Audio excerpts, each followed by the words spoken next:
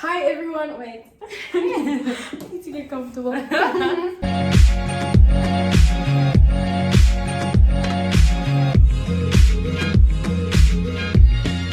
Hi everyone, welcome back to my channel. If this is your first time joining me, my name is Ofente and I am your book bae. Your book bae is in the building. And today we have a special guest.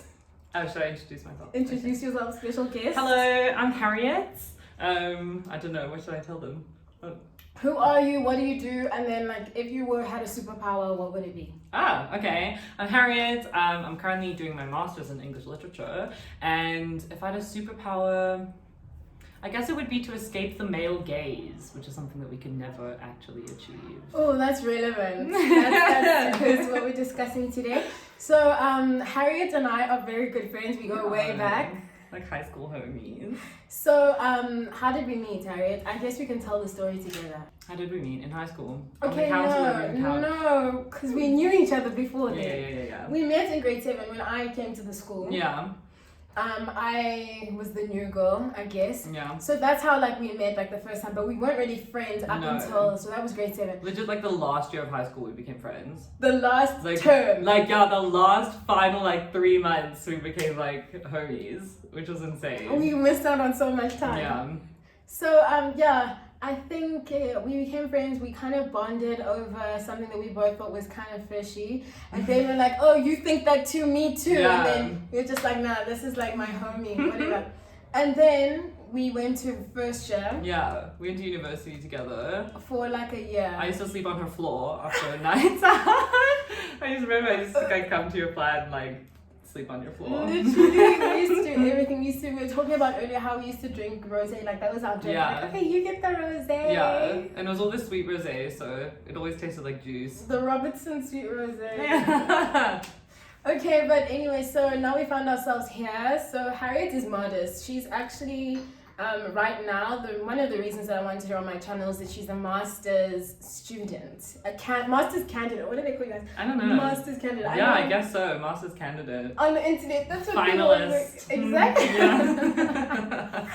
Yeah. So I wanted her on the show because she's also very she's got an informed opinion. We're talking about an educated queen, but then also because she actually suggested that I do this book, I read this book for just my own personals, and I actually initially was okay, I kind of shelved it, but then I was seeing it more and more on social media, so I was like, no, isn't that the book that Harriet wanted me to read? So I was like, okay, let me actually get it and read it. Yeah. And then I read it the day that I posted about reading it on social media.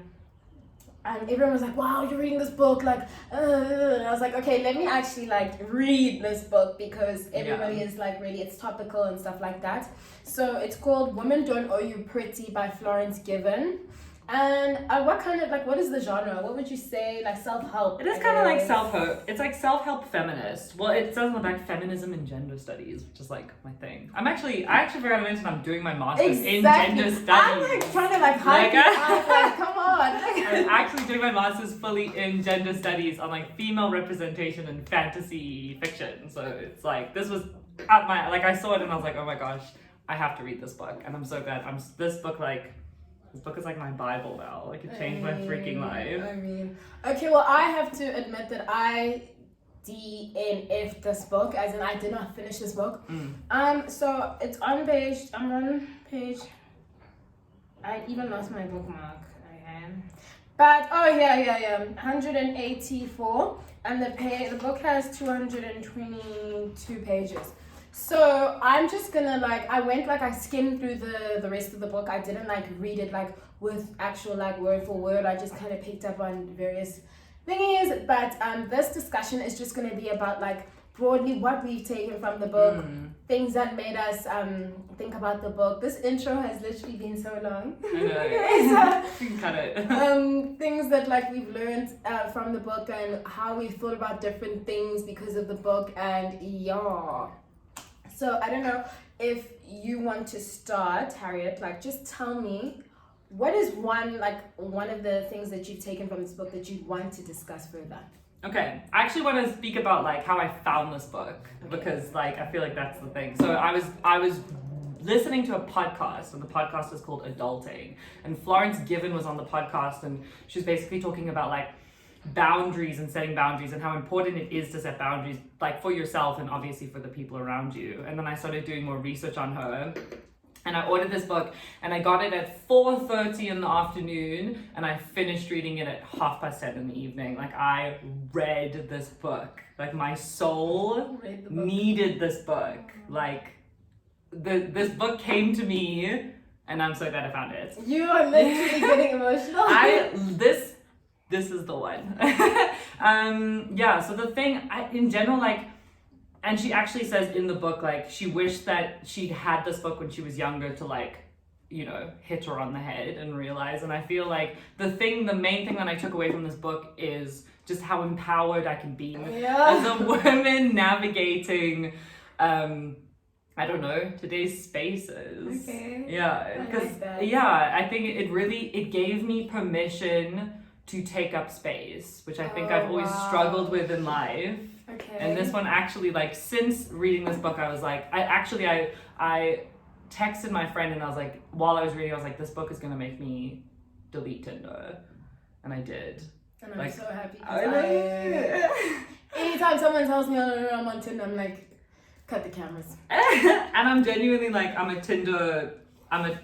always on Tinder. So the fact that Florence, oh girl Floss, made me like delete Tinder was huge. Because I realized it's temporary validation, and that's not what we want. So I actually want to pick up on that. Okay. This idea of temporary validation.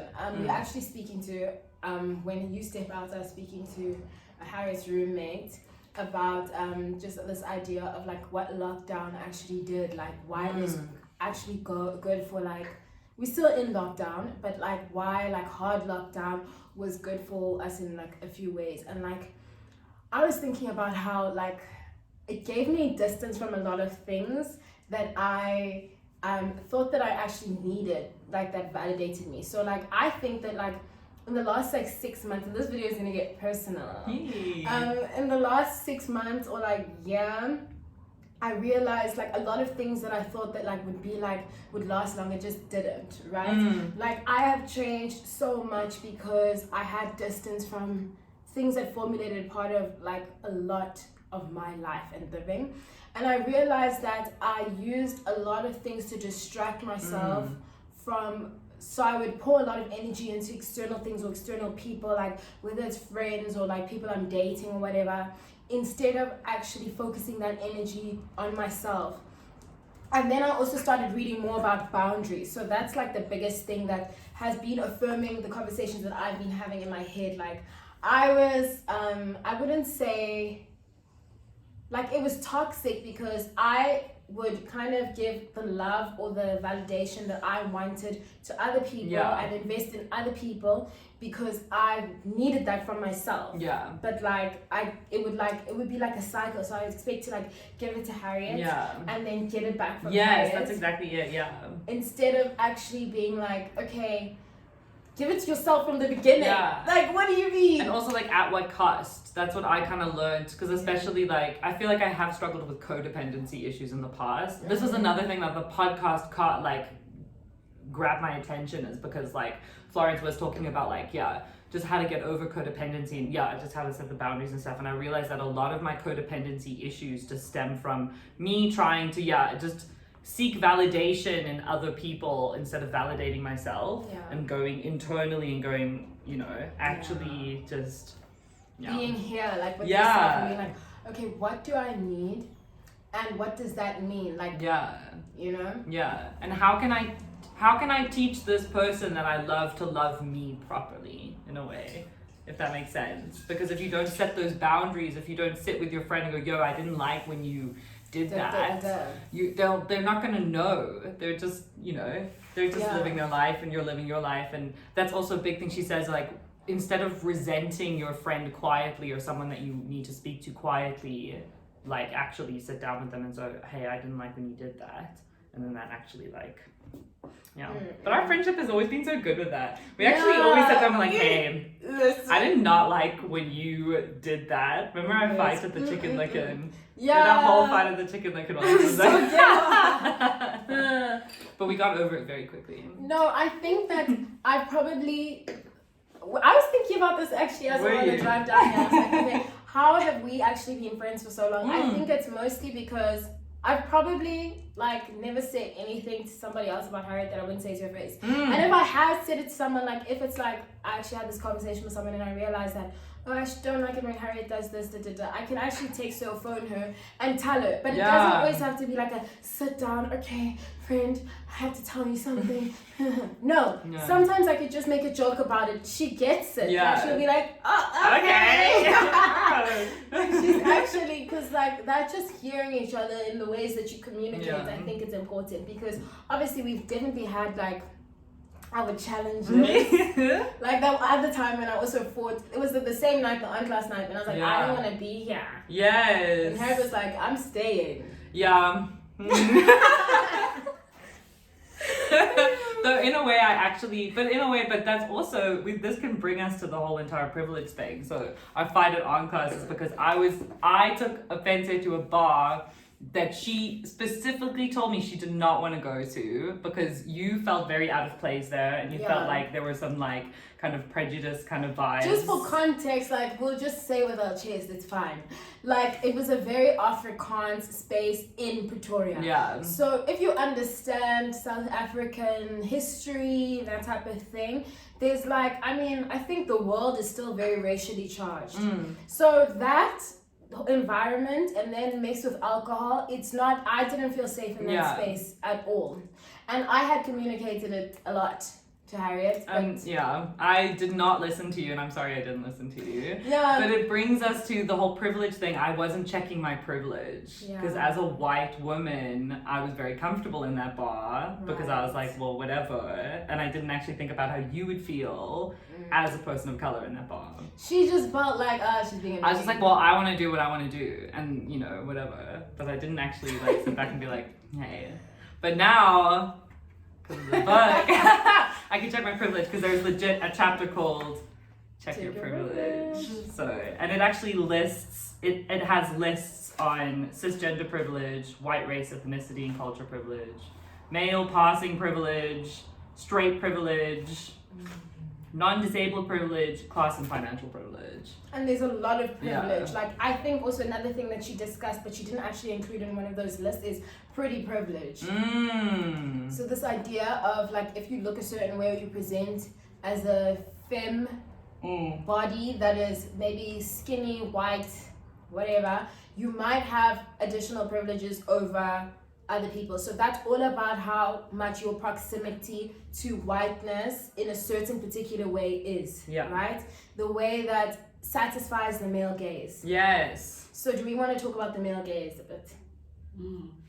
Yes. I was just like, every time I think of it, this book actually made me want to stop shaving. Yeah. That's how it made me feel because I was like, I just feel like shaving is very much, well, it made me question why I do shave. I don't know if it did that for you. Yeah, like if you can see me, well, I haven't shaved. I'm not hairy, but so I haven't stopped shaving because I did sit down and go, do I want to shave for me or do I want to shave to make other people feel comfortable? And then I actually realized I actually just want to shave for me because it's very, especially my leg hairs, you know when they get long and then like they blow in the wind and it's so it's so uncomfortable. So, you know that feeling. So I was like, no, we're gonna shave for me, but we're gonna question why we're shaving. Yeah. And remember, like you don't have to shave just because you're going on a date. Yeah. My earring is really hurting me. I think I'm gonna take it off. Yeah, fair enough. But actually the slum flower, because Floss is she's very influenced by like, you know, people like the sunflower. Go follow the sunflower on Instagram. Do you want to explain who the sunflower is? The sunflower is also kind of like a feminist, right? I actually have her book here. Are we bringing other books in or why not? Okay, I'll go get her book. Short intermission. Okay, you're back with the book. Yeah. Okay, so it's so pretty. It is. It's beautiful. Hey. You can actually borrow it when you leave. Like I will let you borrow it. Okay. So the sunflower is also kind of like an Instagram influencer, writer, blogger, Her name's Chidera Egeru, and she's beautiful, hey? She's got so much gorgeous. power. She is a Nigerian author, and she writes these beautiful flippin' books, and she adds, like, I loved it because she adds like Igbo proverbs that her mother says into her writing. And she did an Instagram live the other day that I actually watched, and I actually asked her about the male gaze. I was like, I'd love to escape the male gaze, and she's like, you can never escape the male gaze. You can never escape the male gaze, but what you can do is use it to your advantage. So what is the male gaze? The male gaze is, it's kind of like the patriarchal standard that is on all women in society. I think that's a way that I can describe it. And it's a pretty constant thing, you know. It's basically the beauty standards that we always have to live up to, you know. The male gaze is pretty constant. I actually wonder if Florence, she probably has some sort of cool definition on the male gaze. And the glossary, hey. She has a Oh, glossary. of course she has a glossary. Look at us. The thing that kills me is that she's only 21. The male gaze. A state in which the world is viewed as a heterosexual man would view it. That's the male gaze. And then there it is. And she actually has, she's added her own artwork to this book, which I love that. As like a design person, like I actually majored in that. Yeah. I really enjoyed that because I think it added some kind of like character to the book. You know, it was fun. So her final little artwork is female gaze, you know. So I thought that was very cool. You know what I liked when she spoke about kind of discovering that she was queer and having like, you know, queer sex and stuff. And she said it was so nice to have sex with a woman because the male gaze wasn't present. It was just two women being like women. And I've always kind of felt that like when I'm getting intimate with a man, there's always some sort of performance. Yeah. You know? There's always some sort of like, yeah. you know? And then like with a woman, and like, okay, we're getting very personal because I have been intimate with some women. Okay. But like, I did feel I didn't like, know that. didn't you? Oh, you did say coming once. You did say though. When was it? I'm sure I told you, it was like last year. No, you didn't. Okay. My first girl experience, and it was a very like liberating thing for me because I was, you know, I don't think I'm fully bi. I think I'm just kind of on the spectrum, but also like it was As we nice. all are. We literally are all on the spectrum. Yeah, that's true. But it was nice to just be intimate with a woman without a man present. It was just nice to be like, hey girl, and I was like so demonstrative. I was like, you're beautiful. Like I was able to just affirm her in such a nice way. Okay. Yeah. Oh, so what you're talking about then is also this idea of like the shrinking machine. So she speaks about the shrinking machine, like when you are in a relationship, like a heterosexual relationship, and you happen to be the woman in the relationship, and you have to kind of perform, like be less of yourself because of the fact that this role like requires the man to take the lead or whatever. So I definitely, I don't know, I struggle with that just in general, because I think that I'm not necessarily, I'm very, like I would say I have a dominant personality, but I'm not like the dominant that is always like loud. It's just some stuff in the background. I'm not like the dominant that's like loud in your face, like rah, rah, rah. But like I have ideas and I'm not like just gonna go with what you want to do just because you happen to be my boyfriend or my man or my friend. Like I need reasons why, and I also need to understand what is like the group, like where are we going, you know. There's that idea of being a ride or die, and you just ride, you're like, yeah, my man, or yeah, my friend, I'll do whatever, like, you know, I'm there. Like, no, I have questions. So with that idea of just shrinking, like some things, like I don't know, I don't think in my life I've ever thought about myself in relation to a lot of people in a lot of ways. Like I've just always had goals that I want to achieve because I want to achieve them, but then like not really thought about how that might affect other people. So sometimes like engaging with other people, I've learned now like in adulthood, sometimes that causes tension, you know. Yeah, it does.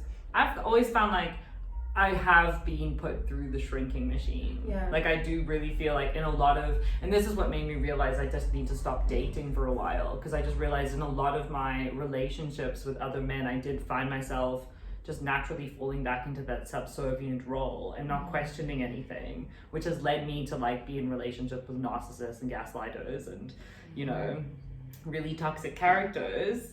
So like reading this chapter, I just realized, you know, and the whole idea of walking on eggshells so you don't emasculate him, or, you know, I was that's why it's just so annoying to me, because even the way I was brought up, like my parents have always, I don't think there's necessarily like ever been like defined gender roles. Like if my dad wakes up and he sees the kitchen is dirty and he decides that he wants to clean it, he cleans it.